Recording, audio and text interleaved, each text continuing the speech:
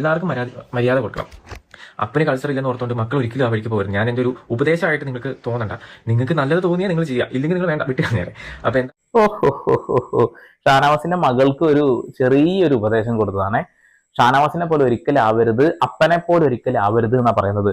അതേപോലെ ബിന്നിയെ പോലെ ഒരിക്കലും ആവരുത് എന്ന് ഈ വീഡിയോ ഒക്കെ കാണുന്ന ഞങ്ങൾക്കും പറയാം, ആരും പറയാം. കാരണം എന്താ വെച്ചാൽ കുത്തിത്തിരിപ്പ് സ്വഭാവം.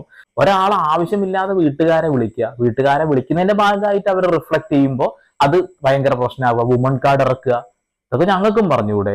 അതൊരു ഗെയിമാണ് എന്ന് താങ്കൾ തന്നെ ഇതിൽ സമ്മതിക്കുന്നുണ്ടല്ലോ. പിന്നെ എന്തിനാണ് ഇതിനൊക്കെ മറുപടി കൊടുക്കുന്നത്? കൊള്ളാം. എന്തായാലും നമുക്ക് കരച്ചിലൊന്ന് കേൾക്കാം. 2 ദിവസം മുമ്പ് ഷാനവാസ് പെൺകോന്തെന്ന് ഇങ്ങനെ ഒരു 50 തവണയല്ല അതീ കൂടുതൽ വിളിച്ചു. അപ്പം എല്ലാവരും പറയും ബിന്നി അവളുടെ വീട്ടിലുള്ള ആൾക്കാരെ പറ്റി പറഞ്ഞിട്ടല്ലേന്ന്. ബിന്നി എന്താണ് പറഞ്ഞത്? ബിന്നി പറഞ്ഞതെന്ന് വെച്ച് കഴിഞ്ഞാൽ, ഷാനവാസെ നീ നിന്റെ വീട്ടിൽ ഉള്ള ആൾക്കാരോട് പറയുന്ന പോലെ ഞങ്ങളോട് പറയരുത്. അതിലെന്താണ് കുറ്റം?